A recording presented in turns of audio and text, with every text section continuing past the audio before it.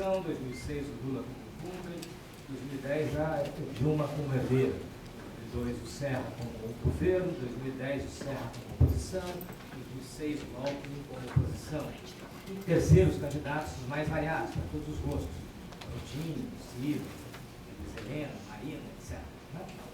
A despeito de tudo isso, todas essas variações, se nós olharmos os resultados dessas 3 últimas eleições, os candidatos do PT variaram no primeiro turno entre 46% e 48% dos votos. Em um momento fizeram menos de 46%, em um momento fizeram mais do que 48%. Os candidatos, o resto, oposição, variaram entre 48% e 51%.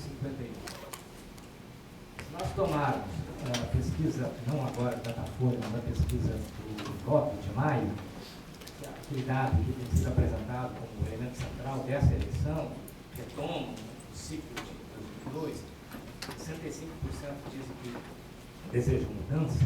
Se agregarmos essa informação, os 65% que desejam mudança, um quarto, 25%, querem mudança com o atual presidente.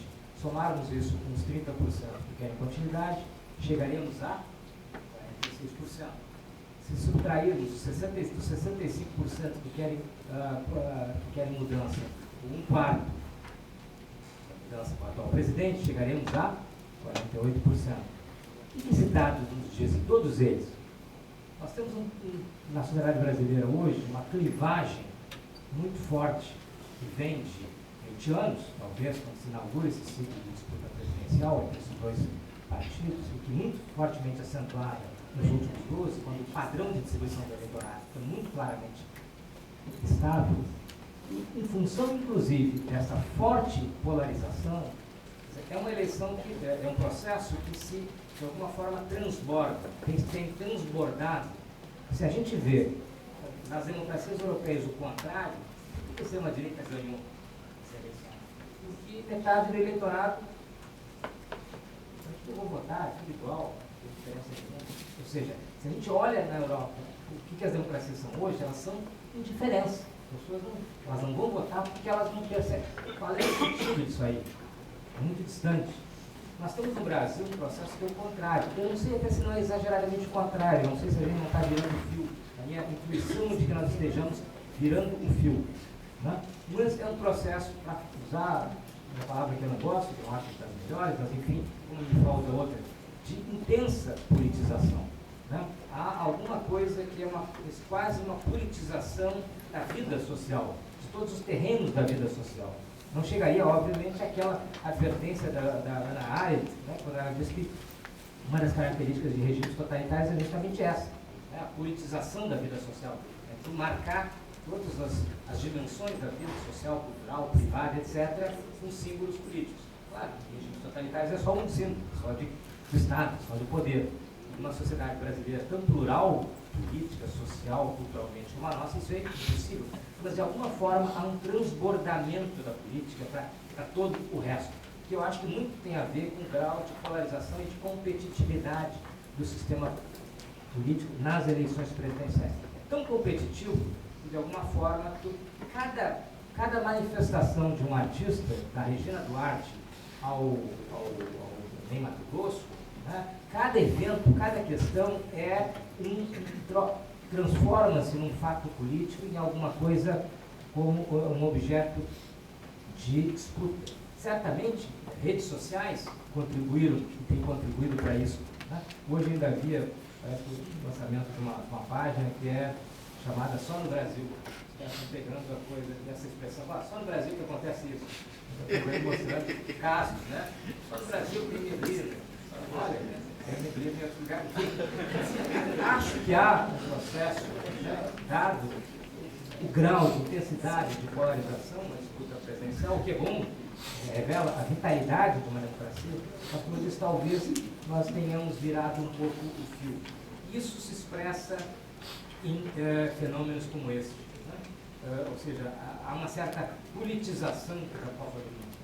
Particularmente, eu acho que, como cientista político, eu devo achar que política é bom, que é legal, que é importante, que a gente deve ter atenção a ela, mas eu não sei se é bom para uma sociedade democrática, que nós carimbemos todas as dimensões da vida social, que nós leiamos tudo com os símbolos, com os códigos do campo político.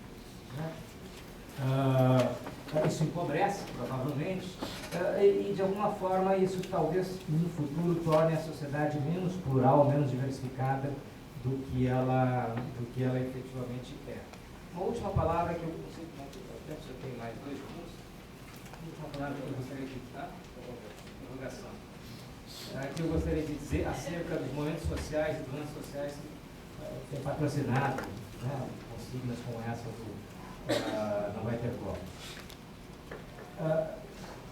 As ciências sociais do século XX testemunharam um forte debate entre teorias pluralistas e teorias da escolha pública em torno da questão dos dilemas da ação coletiva, ou seja, o que leva os indivíduos a engajar-se, né, em ações coletivas, pluralistas, naturalmente isso acontece, a teoria da escolha pública diz que tem problemas de carbono, dilema do prisioneiro, aquela coisa toda.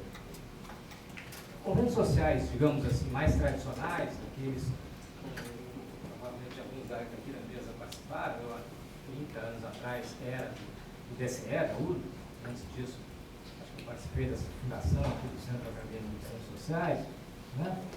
Naquela época, digamos assim, movimentos sociais muito antigos como estes, uma questão crucial e uma questão que era parte da própria resolução dos dilemas da ação coletiva, tinha a ver com o problema da representatividade. Por exemplo, nós fazíamos uma assembleia, se fosse aqui, para decidir alguma coisa como a invasão da reitoria, a gente já fazia isso naquela época.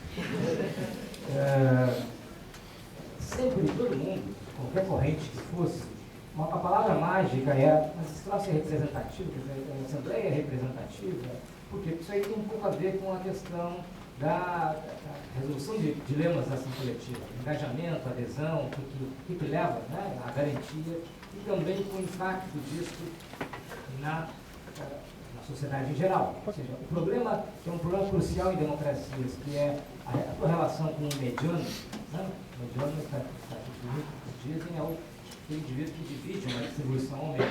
Isso é crucial em democracia, porque se em democracia o processo de decisão é a maioria, né? a regra de decisão é a maioria, tem que fazer política é, de alguma forma, olhar onde é que está o mediano. E eu tenho que me pautar por eles para que as minhas posições, as minhas demandas sejam realizáveis. Né?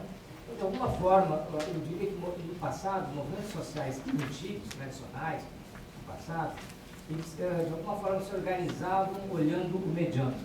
Seja o seu mediano, né? o seu grupo, na sua comunidade, seja aquele na sociedade. Eu acho que isso se perdeu. A impressão que eu tenho, eu não sou colega da sociologia, tem muito mais que outros sociais, mas eu acho que isso os movimentos vêm perdendo, né? E vêm investindo muito mais, talvez, em atos heróicos, no sentido de fortemente voluntaristas, e através da utilização de determinados mecanismos, no sentido de impactar a opinião pública, que ao invés de dialogar com o mediano, eu estou falando aqui de uma categoria abstrata, né? Uma posição dentro da sociedade, talvez os afaste, né? Talvez os contribua para o seu isolamento e marginalização. Eu acho que isso é algo que os movimentos deveriam refletir, sob pena, né, de eles tornarem-se pouco relevantes do ponto de vista social e principalmente político. Obrigado pela paciência e pela atenção e, fundamentalmente, cuidado com certos estádios que não tem, foram remendados.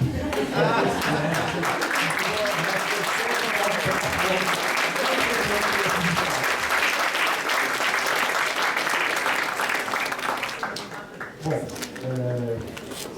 o próximo será um colorado, o professor César Augusto Barcelona.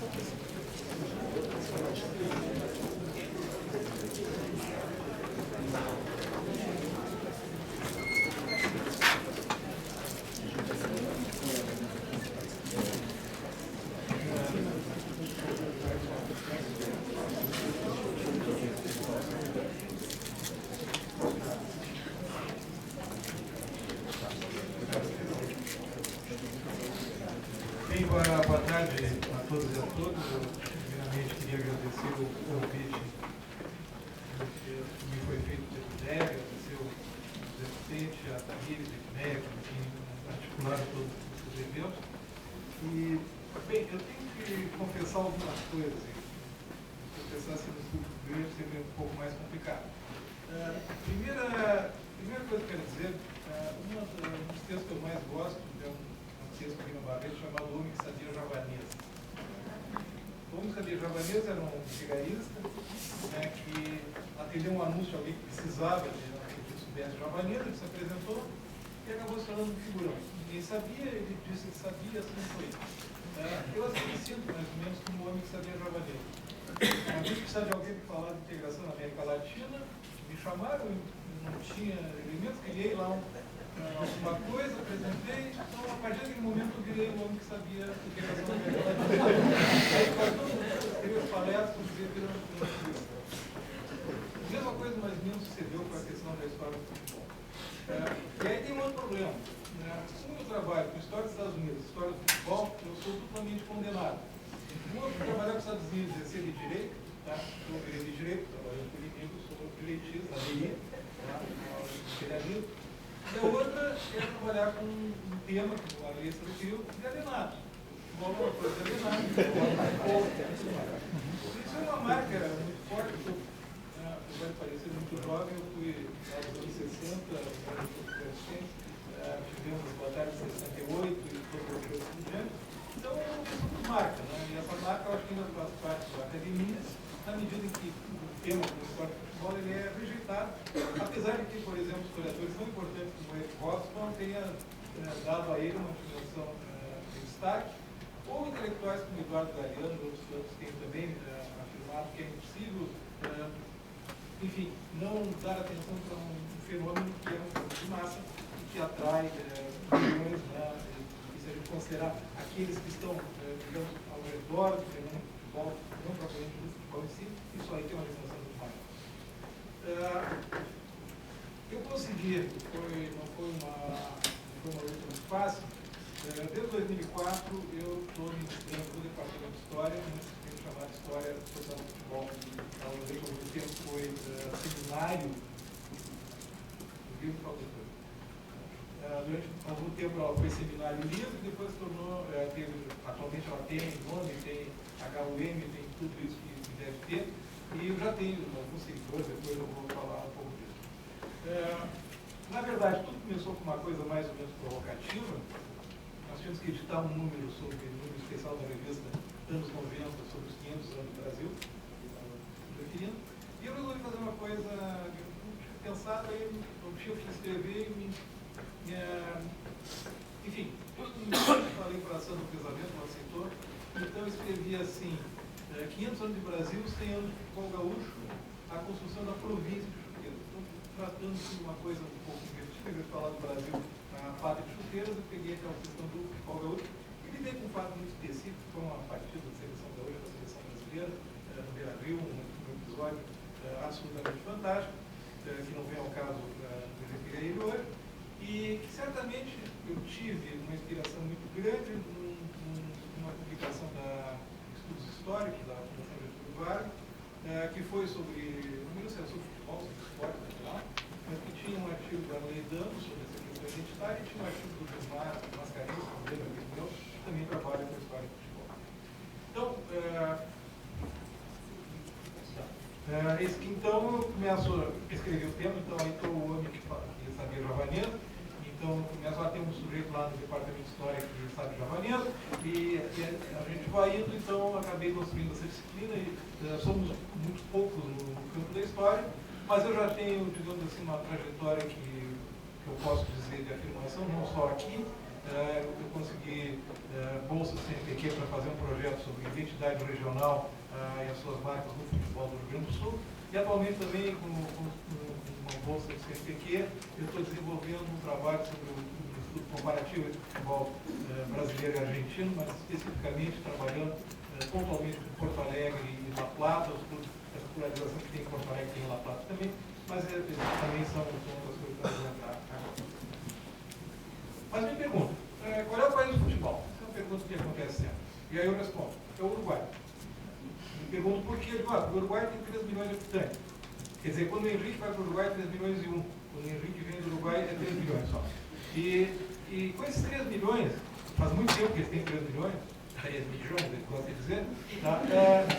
Com esses 3 milhões, eles têm 2 Copas do Mundo, 2 Olimpíadas e uma infinidade de campeonatos, Libertadores, Mundiais, etc.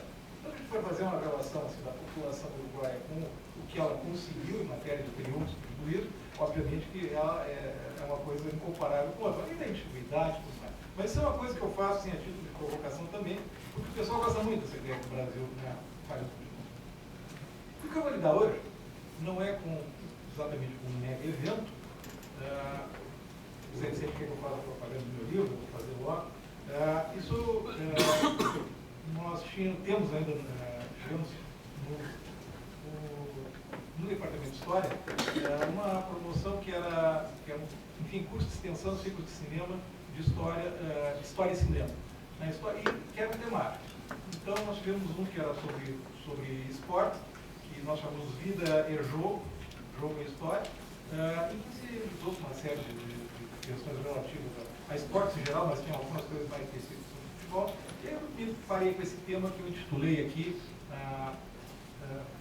Futebol na Política e na Guerra, que é para extremar essa questão da presença do esporte numa relação muito tensa, e as batalhas de Kiev, que é enfim, vou lidar com uma questão que ocorreu num lugar que hoje está muito na moda, que é a Ucrânia, que ocorreu numa cidade que também está muito na moda, que é Kiev, mas que teve um significado muito diferente para a Ucrânia daquele tempo, teve muito diferente para Kiev daquele tempo especialmente, e que, se não for um mega evento, como a gente pensa que é uma Copa do Mundo, é uma Olimpíada, ela teve um significado político muito importante na época e teve um significado marcante devido às situações que aconteceram, essas batalhas de Kiev, e o que ela representou, vamos dizer assim.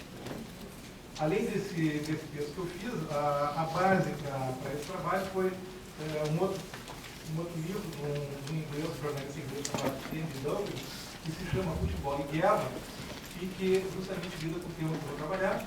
Esse sujeito ele é absolutamente insuspeito, porque ele é de direita, anticomunista, fervoroso, um anti-stalinista, o Estado já morreu há muito tempo, ele segue sendo anti-stalinista, e mesmo assim faz um trabalho assim, de levantamento de dados muito interessante sobre isso no trabalho. Então, eu vou tentar lidar com essas máquinas que não são muito a minha parte. Então, futebol na política na guerra, as batalhas de guerra. Só que é uma frase que ficou célebre, que é do Bill Shaw, que foi treinador, foi jogador do livro, e que é a seguinte: algumas pessoas acreditam que futebol é questão de vida ou morte. Fico muito decepcionado com essa atitude. Eu posso assegurar que o futebol é muito, muito mais importante. É uma tradução de para texto para quem está vendo. Isso é uma frase que é bastante significativa e ela assusta para quem não gosta de esporte, enfim, mas ela tem tudo a ver com o que eu vou me referir agora. Bem, alguns dados sobre o que nós vamos tratar aqui, a Ucrânia. A Ucrânia, então, vem da Ucrânia, que é a fronteira, tanto em russo quanto ucraniano. Tá? Um pequeno histórico, ela foi principado em Kiev, lá nos séculos 9 até 12.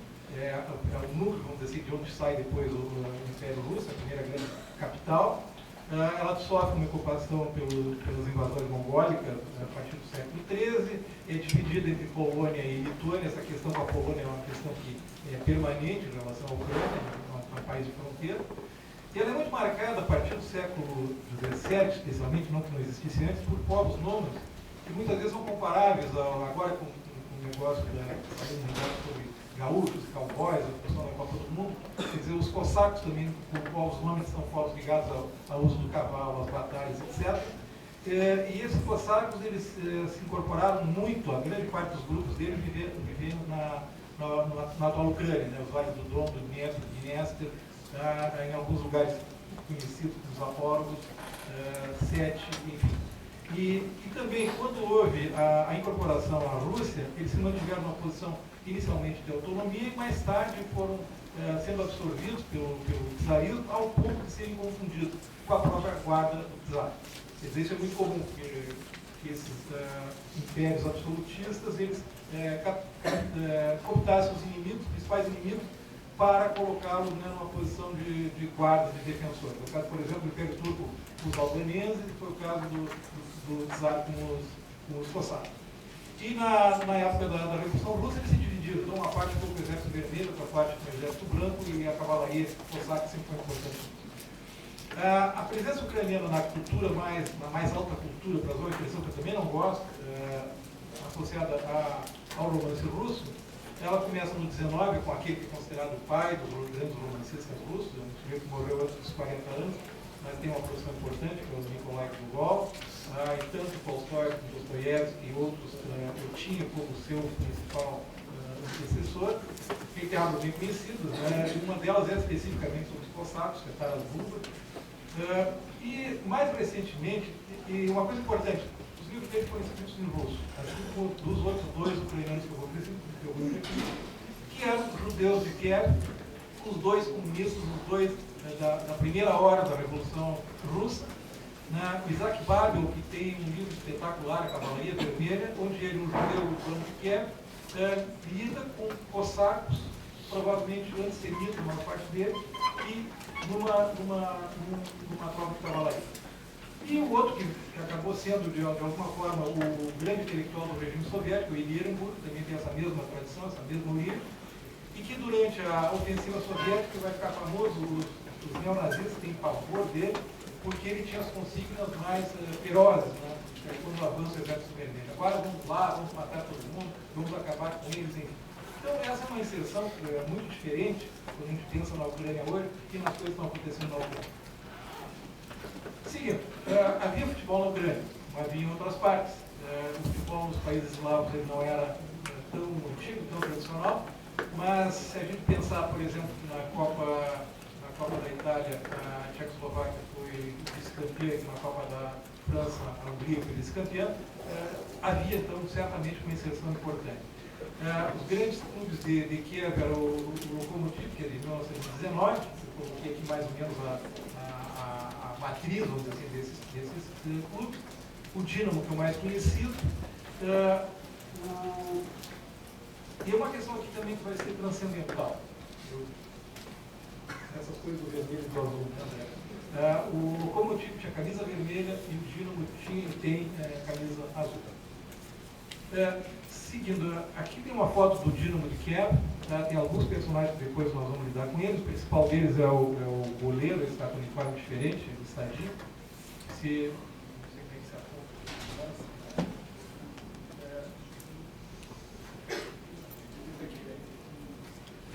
Ele ali é o Trusevich, que é o Nikolai Trusevich, que é o goleiro do time, vai ser um protagonista importante nessa história. Aqui tem uma outra foto, né, desse mesmo Dinamo, né, uma foto maior onde está o time alinhado aqui, ali está o goleiro. Depois uma foto com cada jogador. Aqui tem um jogador importante, esse carequinha aqui, parece velho geração, que é o Mocharenko, que é o mesmo cidadão que está aqui. Então havia o Dinamo de Kiev e havia o Dinamo e o Lokomotiv, e aí acontece, né, a invasão da União Soviética pelas tropas do Hitler, é a maior ofensiva terrestre que se tem notícia, uma blitzkrieg, guerra relâmpago, são não sei quantos carros de combate, não sei quantos soldados mobilizados. Ela tem 3 grandes frentes, uma frente norte que procura o rumo de Leningrado, ao centro do rumo de Moscou, e ao sul, passando por Kiev, visando chegar aos Balcãs e tomar conta do petróleo de Baku, aqui onde vai então acontecer o cerco de Stalingrado, etc. Então, Kiev tinha essa posição importante porque era um centro irradiador de um processo de conquista. Além do que, Kiev tinha, aliás, a Ucrânia tinha uma indústria instalada, uma indústria importante, que era vital para o propósito expansionista dos nazistas, e era a principal área agrícola, né, da União Soviética, até há pouco tempo era a principal área agrícola.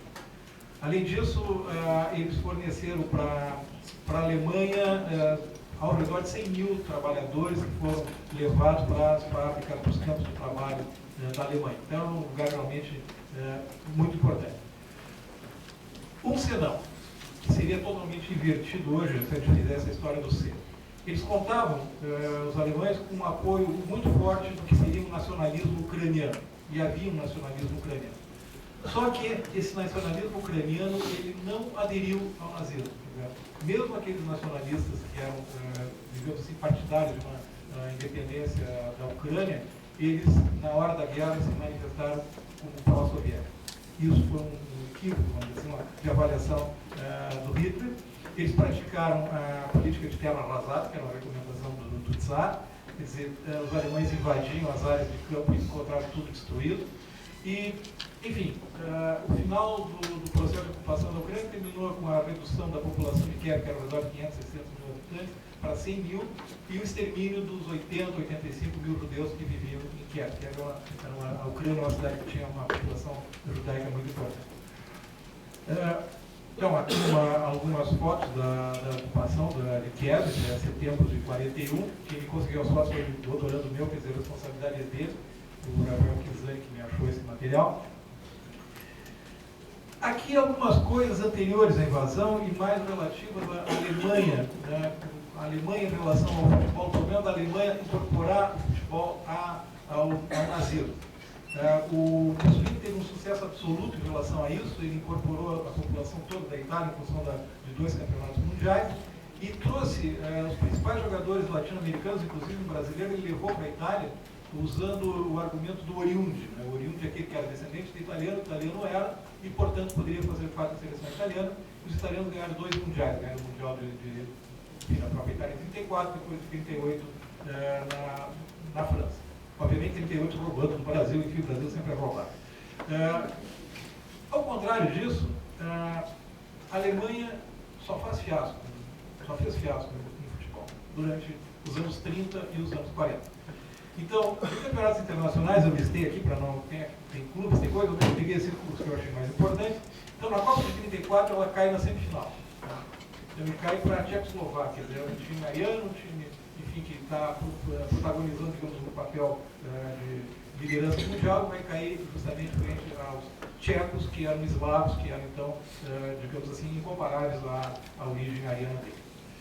Olimpíada de Berlim, eles perdem para a Noruega. A Noruega é inexistente no futebol, acho que ela teve essa vitória quando ganhou do Brasil na Copa da França. As 2 únicas vitórias que a Noruega teve na sua história futebolística. E os gols, né, de um cara chamado Isaacsen, que, segundo as referências que eu tive, era um atleta judeu, portanto a coisa complicou mais ainda. Na sua expansão ocupando a Áustria, né, o famoso Antulus, quer dizer, ocupar as áreas de população germânica, isso lá no ano de 38, eles incorporaram também a melhor seleção europeia daquele momento, que era chamada por isso Wunderteam, o time maravilha, equipe maravilha. O principal líder desse time, que era o Zindelar, ele se matou, não quis ser incorporado, digamos, à força à seleção alemã. Havia um clube tradicional, que era o Hakoah, que parece que significa resistência, se não me engano, em hebraico, que era um clube judaico muito importante, desde os anos 15, que existia em Viena, foi destruído. Mas, de qualquer maneira, incorporando tudo isso, na Copa de 38 eles fizeram um fiasco medonho, e nas oitavas já caíram para a Suíça, que é absolutamente inexpressivo, era inexpressivo em termos futebolísticos. O primeiro jogo foi um empate de 1-1 e no segundo perderam de 4-2 para a Suíça. E, enfim, sempre se suspeita que os jogadores austríacos tivessem feito um pouco perfumado. É importante aqui o papel que a Inglaterra teve em relação ao reforço dessa imagem do Hitler, especialmente porque o Chamberlain era muito antissemita e era francamente, quer dizer, foi daquele, o Chamberlain e o Daladier promoveram a ascensão do nazismo e do fascismo, até que houve a invasão da Polônia, então aí as coisas viraram o fio. Mas enquanto, por exemplo, houve em 1938 a incorporação dos Sudetos da Tchecoslováquia, com pleno apoio do Chamberlain, etc. Então ele promoveu os jogos da Alemanha com a Inglaterra. Claro que os alemães não tinham pretensão de ganhar dos ingleses, que enfim, eram os donos do futebol, etc. Mas essa participação é importante. E com uma coisa provocativa, quer dizer, já existia o estádio do Wembley em Londres, mas eles fizeram o jogo no estádio do Tottenham, tá? Que é esse que se chama White Hart Lane, E o Tottenham é um clube identificado com a comunidade judaica da Inglaterra. Então havia esse aspecto, olha que nós vamos jogar na casa deles. Né? Então houve isso, protestos, mas era uma marca assim, que o Chamberlain queria deixar. E na revanche desse jogo, foi na própria Alemanha, a Inglaterra ganhou fácil no jogo, mas os ingleses aparecem aí, eles estão com camisa branca, a Alemanha jogou com a camisa vermelha, aparecem os alemães, os ingleses, fazendo a saudação nazista. Isso é uma coisa importante para o que nós vamos dizer adiante. Bem, então a história, né, do que aconteceu, né, do que o historiador Dom Pedrito chama o fato real que realmente aconteceu. Quer preocupado, as suas equipes foram destruídas e aí alguém achou que era interessante fazer um torneio de futebol para amainar as coisas, para tornar as coisas mais fáceis, para não tornar a ocupação algo muito duro, e nada como promover um torneio de futebol, promover equipes de futebol. Então o sujeito que tinha sido, que era um nacionalista extremado, que era um antissoviético extremado, chamado Shvetozov, ele criou um clube chamado RUK, que quer dizer movimento, eu não sei russo nem ucraniano, eu estou vendendo peixe que eu comprei desses livros, e que então esse RUK seria favorável à ocupação nazista, obviamente, e tratou de ocupar o principal estádio, que era o estádio do Dinamo, que tinha havido desaparecido, e que foi rebatizado, teve a chamada de estádio alemão, mas aí ele estava falando de estádio ucraniano. E um sujeito chamado Kordik, que tinha uma padaria, resolveu dar emprego para todos os jogadores que ele encontrou do Dinamo e do Lokomotiv, principalmente do Dinamo. Então eles acabaram sendo conhecidos como o time da padaria. Então eles viviam condições muito miseráveis, mas menos tinham comida garantida e tal. E eram 8 ex-jogadores, estou falando dos titulares aqui, 8 ex do Dinamo, 8 ex-jogadores do Lokomotiv. E eles simpatizaram, criaram um clube chamado de Start. E assim como no inglês, Start é começo. Então tinha essa ideia de vamos recomeçar, vamos fazer alguma coisa. Enfim, entraram e aqui é importante porque, como eu falei antes, o futebol é associado com uma alienação. O que eu quero mostrar aqui é que nem sempre o futebol é associado com uma alienação, ele pode ser mostrado como uma forma de resistência. Os principais personagens desse time é o goleiro Nikolai Tusevic, que eu tinha mostrado antes, que era o capitão, que foi quem organizou o time.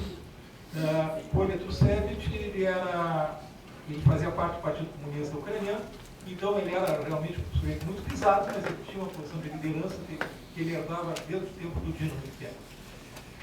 Um sujeito muito jovem, o Alexei Klimenko, Sasha Klimenko, e que era um zagueiro de altíssima técnica. Eu lembro aqui de alguém jogado de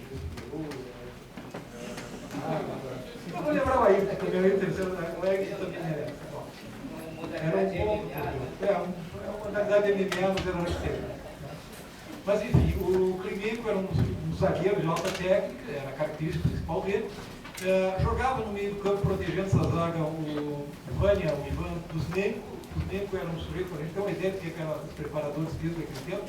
Ele costurou 3 bolas de futebol uma dentro da outra, para a bola ficar 3 vezes mais pesada para ele treinar o chute. Então ele chutava, a bola atravessava o campo.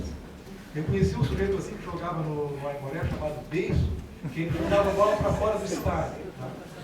Mas o Kuzmenko era mais ou menos isso. Tinha um outro meia, que era um meia clássico, que jogava assim, tudo isso segundo os dados dele, que era o Korotkin, e que era, o problema dele é que depois se descobriu, ele pertencia à NKVD, que era antecessora da KGB, então ele era um sujeito que fazia parte do esquema repressivo do stalinismo. E o Makar Goncharenko, que era, enfim, era um atacante, jogava pelos lados e que era goleador. Começa esse torneio, que era as brincas, né? Então, primeiro, o start massacra o RUK, quer dizer, o time, então, daqueles que eram os pró-soviéticos, vamos chamar assim, massacrou os nacionalistas pró-nazistas, com uma goleada incrível. E eles foram jogando, então, com as equipes formadas pelos exércitos de ocupação que acompanhavam os alemães nessa ocupação. 6-2 contra os húngaros. Quando começou a ficar complicado. 11-0 contra os rumênios. Grave. Aí fizeram um outro time lá em Kiev mesmo, um time que fosse mais popular e tal, formado pelos operários da ferrovia, etc. Quer dizer, gente que seria simpática ao Dinamo em algum momento. 9-1.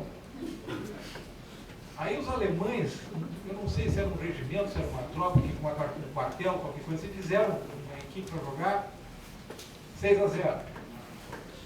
Aí os húngaros, já mais mordidos, trouxeram uma equipe de futebol, enfim, jogadores que estavam, de alguma maneira, associados ao serviço militar. O MSG, o Alta, eu não descobri muita coisa sobre ele. Primeiro jogo 5-1. E a todas essas, um único time, esses jogadores na padaria e eles passando fome, alguns sem uniforme, sem condições físicas, etc. Óbvio que tinham passado deles como jogadores de uma equipe de categoria, mas nessa altura do campeonato, ele está se tornando de amador um campeonato de verdade, eles estão empolgando a Ucrânia inteira. Passaram a ser uma representação da resistência contra o nazismo, passaram a ser uma representação enfim, daquelas pessoas que estavam sofrendo imensamente com a invasão, e a coisa começou a ficar complicada, começou a desbordar, começou a perder a graça, esse amadorismo, vamos dizer assim, começou a se tornar uma coisa muito séria. Aí os alemães reforçaram o MSG, e foi um jogo muito duro, e foi 3-2. Então está na hora dos alemães formarem um time. Vamos ver se vai aparecer no próximo. Não. Depois eu mostro. A minha ordem aqui está meio caótica. Então os alemães fizeram um time com o pessoal da aeronáutica, por isso que o nome do time é Flak 11, Elf é 11, que tempo chamava, era comum chamar um time de O11. Então o 11, a Flak é asa, então seria o time da asa, o time da aeronáutica.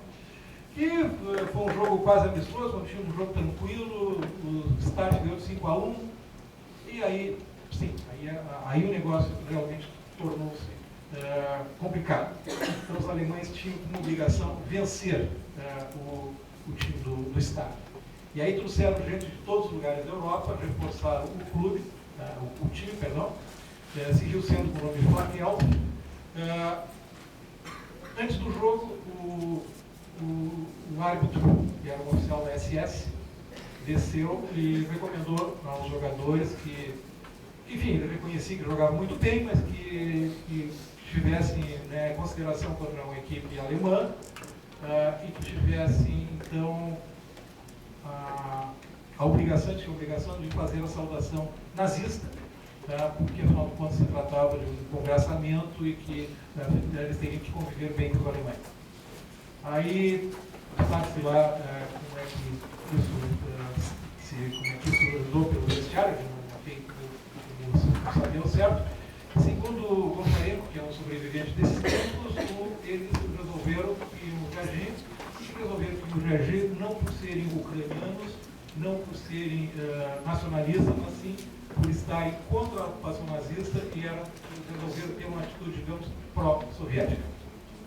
Aí uma questão, eu falava da questão da coisa das camisas, o Tucevich, eles não tinham uniforme, o Tucevich achou nos escombros de Kiev, achou um uniforme e camisas todas vermelhas. Então, que era a cor da camisa soviética. Então não se sabe se ele achou por acaso, porque afinal de contas estava numa situação de penúria, ou se isso foi achado, ou se ele achou camiseta e mandou pintar, mas de qualquer maneira o staff apareceu vestido com um uniforme parecido com o da União Soviética. E eles levantaram a mão para fazer a saudação nazista e fecharam a mão com o punho fechado, e em vez de Heil, eles gritaram Fittskultur, que era a saudação que se fazia nas disputas atléticas soviéticas, e que é uma saudação que junta a palavra urra do inglês, da saudação, com cultura física. Então, a saudação foi uma saudação soviética, num estádio tomado por ucranianos, e então marcando perfeitamente uma diferença e marcando uma situação muito confusa. O jogo foi uma carnificina, eles praticamente chutaram a cabeça do goleiro para dentro do gol para fazer o primeiro gol do Flak Elf, segundo as descrições do Gonçarenko. Viraram o jogo de 3-1 no primeiro tempo, e no segundo tempo foi um 2-2 também, desceu o oficial para dentro do campo, foi 2-2, e com uma questão assim muito interessante. Esse jogador, que era o mais técnico de todos, o jogo já no final, ele driblou o time inteiro do Flak Elf, chegou na linha do gol, sentou em cima da bola. Quando o goleiro voltou, ele levantou, chutou a bola no meio do campo e saiu. Então, esses 5 jogadores foram presos. Teve depois um outro jogo que o Start jogou de novo com o Rufo e ganhou de 7-0. Foi, enfim, só um encerramento. Quer dizer, uma campanha toda ela invicta, quase toda ela marcada por goleadas, mas especialmente isso, quer dizer, assumindo a alma, a representação, digamos, de um povo que estava sendo oprimido. Por isso que eu disse que não é um mega evento, mas é um evento que foi mega naquela situação e que foi mega numa situação de extrema dificuldade, de extrema dificuldade de afirmação identitária. Tá. Então, a camisa vermelha é uma provocação, é um sinal de resistência, a não obediência, a saudação soviética é outro. Essa humilhação que os jogadores fizeram, que deram banho de bola nos adversários, foi um outro sinal, uma outra humilhação que sofreu uma equipe de futebol alemã. Então, esses 5 jogadores que eu elenquei, o Trusevic, o Klimenko, o Koratic e o Goncharenko foram presos no campo de concentração que havia perto de Kiev. Eu não consegui fotos desse campo. O Koratic ele foi fuzilado logo, descobriram que ele era da VD, e os outros ficaram nesse campo de concentração. O Goncharenko fugiu e os outros depois foram fuzilados. Então, eu vou seguir agora mostrando mais umas fotos, quer dizer, aquele lá é o estádio do Dinamo, onde jogava então o clube pró-nacionalista, pró-nazi, e para o estádio ficou um campinho que ficava na praça pública, de Kiev, que está aí sendo mostrado assim, o que existe dele hoje. Aqui são as entradas dos jogos. A primeira entrada, aqui o que eu aprendi de javanês. Aqui lá é Start, Flaquel foi barbado. Aqui também é Start. Aqui o restante dá para ver tranquilamente. Tem o nome dos jogadores. Então, uma é da primeira partida, outra da segunda partida. Aqui as escalações dos times, quer dizer, então esses jogos estavam sendo propalados, porque os jornais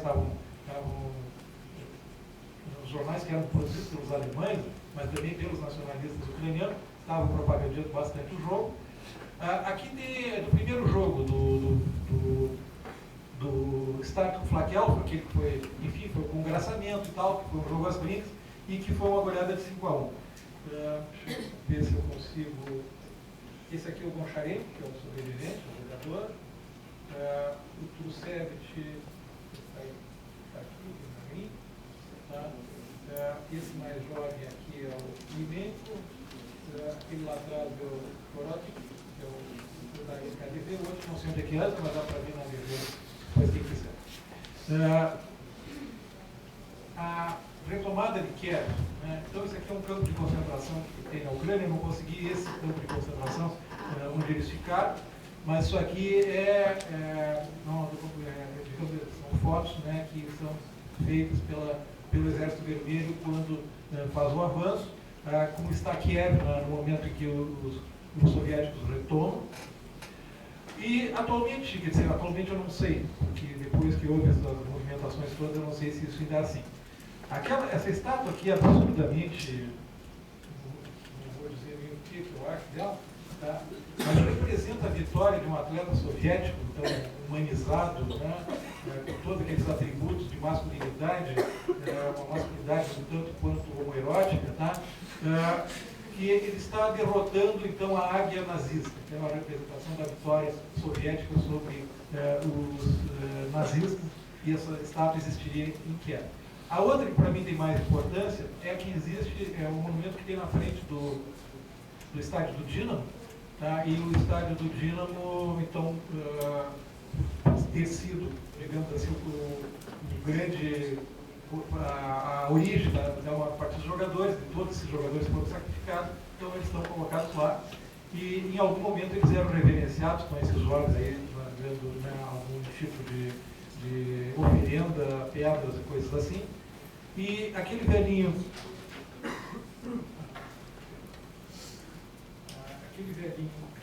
ali é o goleador, o Goncharenko, que deu uma entrevista, que é um sobrevivente desse tempo. Versões desse jogo, né, que foi conhecido como Partido da Morte, né? Uma é um rugby húngaro, tá? Que é lá do ano de 63, e que dão a ideia é a mesma, só que A ficção cria então uma equipe húngara de prisioneiros que vai jogar contra o exército alemão e que também acontece uma situação de vestiário onde eles preferem o sacrifício, daí porque o esporte é mais importante do que a vida. Essa versão ela é incorporada por um grande cartunista e escritor argentino chamado Roberto Fontana Rosa, que morreu não faz muitos anos. E Fontana Rosa, que escreveu um livro sobre futebol, incorpora isso. Então ele usa Futebol é Sagrado, o nome do livro dele, que seria a frase do capitão da equipe desse jogo fictício, e que teria dito, não, nós vamos ficar com aquele Futebol é Sagrado. E esse filme mais recente que eu não vi, que passou aqui no Brasil, que é o Mete, que é Mate também em russo, e que é um filme que conta do ponto de vista russo essa história, provavelmente tendo em vista a questão da dissidência ucraniana, talvez. E o grande filme de todos, né, que é A Fuga para a Vitória, que foi uma versão dirigida pelo John Huston, e mesmo sendo John Huston uma coisa absolutamente glamourizada, edulcorada. O curioso é que aparecem muitos jogadores de futebol, né? Joga o Pelé. Ele é um jogador de Trinidad, por isso que ele é possível um jogador inglês sendo negro naquela ocasião. Joga o Bobby Moore como um grande zagueiro, joga o Art Gibbs joga muito nessa partida final, joga o Dana, polonês, joga um escocês, que eu não me lembro mais o nome, um que tinha um bigodão, e joga, obviamente, o Stallone como goleiro. Então, o Stallone é jogado futebol, mas ele é o goleiro. O time dos prisioneiros estava perdendo de 4-0, empatou de 4-4, e no final, no último minuto, ele defende um pênalti. Então era tudo que precisava. Então, algumas coisas assim, de bibliografia, né, isso tem no livro do Agostinho Vencer ou Morrer, Futebol de Política e Identidade, um livro bastante interessante. Tem nesse que eu trouxe do Randy Dalton, que é específico sobre o jogo. Um do Franklin Ford, que é um sujeito daquela coisa americana, ele percorreu 10 anos no mundo para pegar coisas sobre futebol e política. Ele próprio se intitula um Yuppie, né, que gosta de futebol. O livro do Fontana Rosa. Um do Galeano, onde o Galeano pega uma coisa mais paranoica. Ele diz que todo o time foi fuzilado na beira do campo. Terminou a partida, os alemães fizeram pelotão de fuzilamento, mataram todo mundo. Aí, a versão que eu fiz desse livro que nós escrevemos sobre futebol e cinema. Me exibindo um pouco, já que o Zé Vicente queria que eu mostrasse o livro, nesse negócio de história de futebol eu já tenho um aluno que defendeu uma tese de doutorado, um que defendeu o mestrado, outro que vai defender amanhã, se o Arley aprovar ele, vai ser mais um mestre de história, o Arley vai estar na banca. Tenho 3 orientandos, um de doutorado e 2 de mestrado trabalhando com futebol. Um deles é uma menina, que tem um trabalho sobre a presença da mulher no estádio, é bem interessante. E fora os trabalhos de conclusão de curso, que são realmente muitos, né, e que então eu acho que é um campo que está se consolidando, e eu espero que ele possa, são bolsistas que eu também tive, espero que esse campo possa se consolidar como alguma coisa que não seja simplesmente algo do povo. Então, eu repito, não é um mega evento, não é sobre um mega evento, é sobre um evento que se tornou mega, na medida em que o futebol foi capaz de criar uma identidade coletiva, que estava aparentemente ausente, e que foi um episódio, vamos dizer, de resistência, que pode não ter um significado político e militar importante, mas certamente dentro daquele mundo que era, daquela particularidade que era o mundo ucraniano, ele foi bastante significativo. É isso.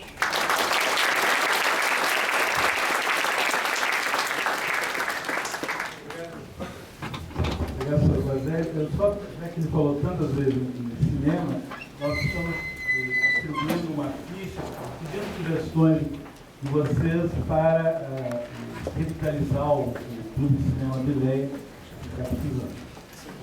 Eu passo então a palavra ao professor Paulo Roberto Clares, que é doutor em Geografia da Universidade de Barcelona, graduado por essa universidade, pela URGS, é mestre pela UNESP, é professor desse programa de pós-graduação em Geografia e trabalha na área de Geografia Urbana e Regional e é membro da rede Índios do ILEA sobre o Observatório do Meteoro. Obrigado. Boa tarde então, a todos e a todas.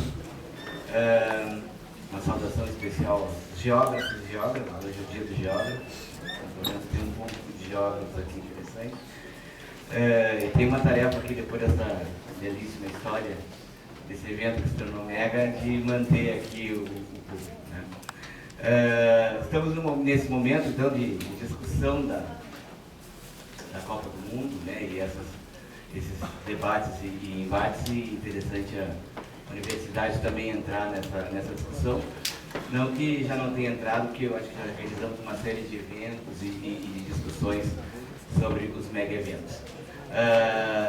Eu já tinha, quando fui convidado e depois vi a composição dessa mesa, pensei assim, bom, vou ter que falar da geografia dos mega eventos, né? Alguns colegas aqui da geografia, inclusive, que trabalham, né?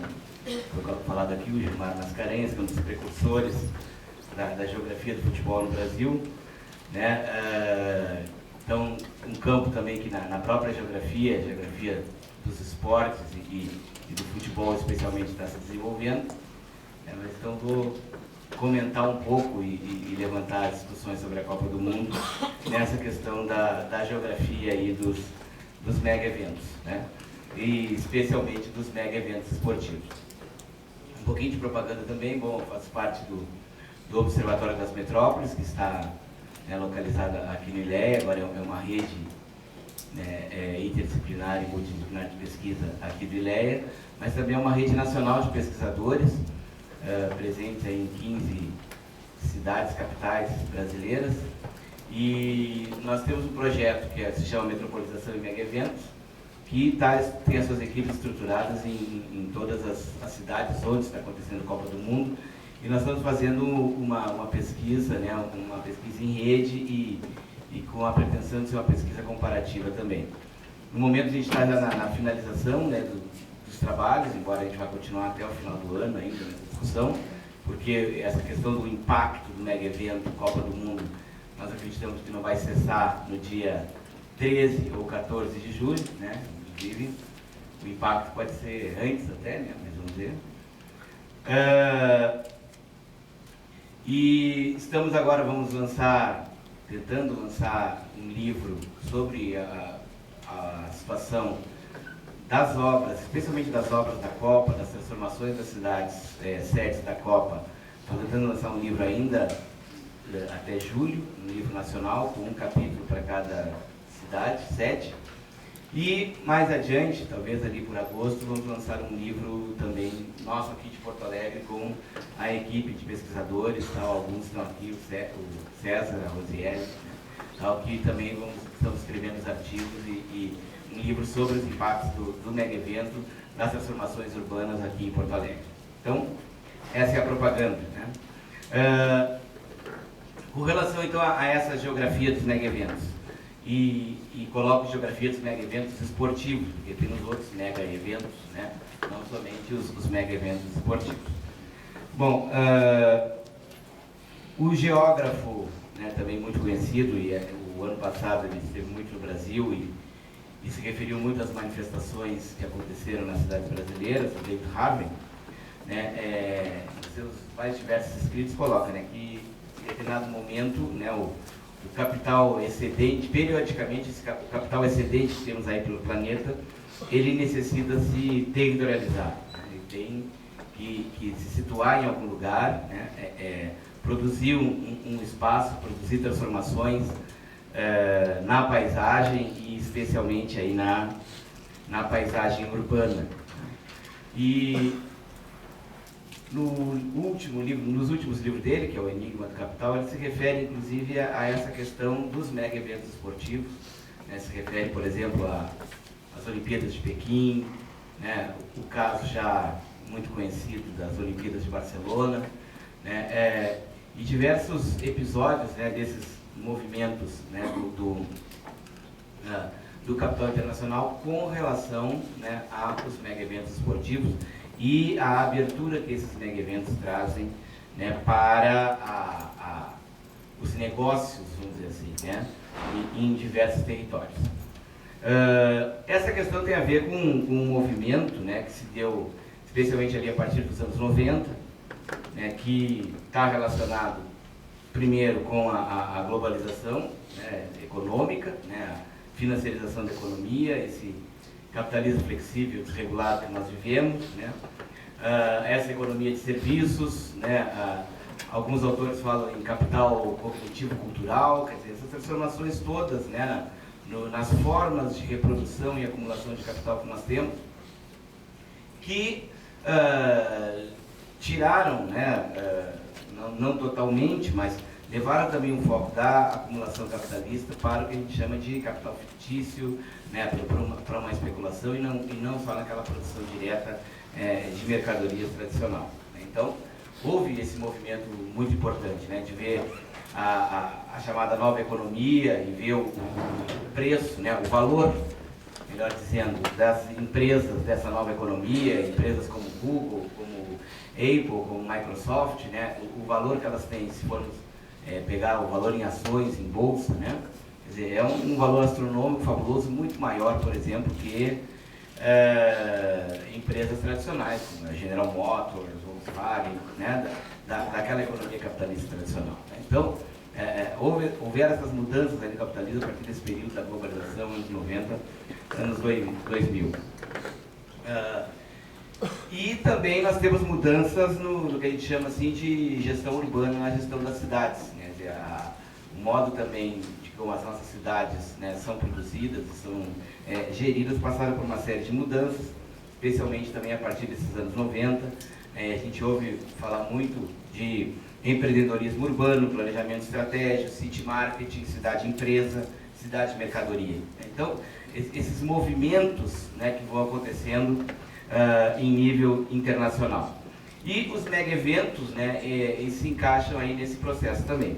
Né? Nós temos como marco importante a Olimpíada de Barcelona, que é muito conhecida, estudada e citada, né, como um marco de transformação desses eventos em mega-eventos. E quem se lembra da Olimpíada de Barcelona, vocês que são muito jovens não vão se lembrar, né? Mas naquela Olimpíada, podemos dizer que foi uma das primeiras Olimpíadas, né, onde essa espetacularização também do esporte assumiu, né, proporções bem pronunciadas. Já na abertura, né, o acendimento da tocha, né, olímpica, que foi com um arco, né, no qual, inclusive, o arqueiro treinou muitas vezes, né, e errou o tiro, né? Mas acendeu, porque estava tudo preparado. Né? Então, inclusive, tem um autor catalão, Leão Subirats, agora não me lembro qual deles, se não me lembro é o Félix, que escreveu um livro, né, O Voo da Flecha, né, O Vuelo de la Flecha, que é bem justamente para discutir essa questão, né, do simbolismo que, embora, inclusive, quem uma imagem mais atenta nas câmeras, se vê que foi errado, mas todo mundo acreditou e aplaudiu. Né? E depois, um outro caso também das Olimpíadas de Barcelona, quem se lembra um pouco das competições de salto ornamental da natação, que a piscina foi estrategicamente colocada lá em Montjuïc, numa montanha, como se fosse uma Santa Teresa aqui de Porto Alegre, e os saltos, quando se davam saltos, a câmera focava toda a cidade de Barcelona ao fundo. Eu não sei se vocês se lembram disso. Então, foi o uso, né, muito bem planejado, né, do esporte, da espetacularização do esporte, juntando isso com uma imagem urbana. E depois disso a gente teve o quê? Barcelona explodindo no turismo internacional e tal, se tornando uma meca do turismo moderninho e tal, né? Ver Gaudí e a festa, etc. Né? Então, esse foi o primeiro momento. Depois nós temos a Copa do Mundo dos Estados Unidos, né, de 94, que aí a gente pode inclusive fazer uma relação, né, do próprio, hoje chamados estádios padrão FIFA, né, com essa questão Esse dia eu estava vendo, há poucas semanas atrás, estava vendo, no sábado à tarde, eu acho, na ESPN, o filme oficial da Copa de 82 da Espanha. E aí eu vendo os estádios, eu falei assim, mas como é que eles falam em padrão FIFA hoje, né? E não é tão distante a Copa de 82 da Espanha, né? Mais uma zona, aquele jogo Brasil e Itália, assim, tinha gente por cima do placar, né, lá no estádio de Sarriá, né? Assim, então, nada a ver com o que hoje a gente vê do padrão FIFA. Mas em 94, quer dizer, a Copa do Mundo foi nos Estados Unidos, né? E o padrão norte-americano, estadunidense, de assistir, né, um evento esportivo, como uma partida de basquete ou de futebol americano, especialmente, né? Ele acabou sendo adotado ali, porque, claro, o grande público ali seria o público estadunidense. Então, todo mundo sentado nas cadeirinhas e tal, né? Os estádios, inclusive, já eram, muitos estádios que eram utilizados para futebol americano foram adaptados para a Copa do Mundo. Então, aquele padrão também de torcedor e modo de torcer, né? A Copa de 94 já foi absorvida. E depois o caso de 96, que eu não vou me referir muito, mas só para falar da mercantilização desses mega eventos, que é a Olimpíada de Atlanta, a famosa Olimpíada da Coca-Cola, né? Que praticamente a escolha se deu porque a Coca-Cola bancou, né? A cidade de Atlanta, a sua sede e tal, né? E também a CNN, que na época, quando não havia ainda essas redes sociais todas, né?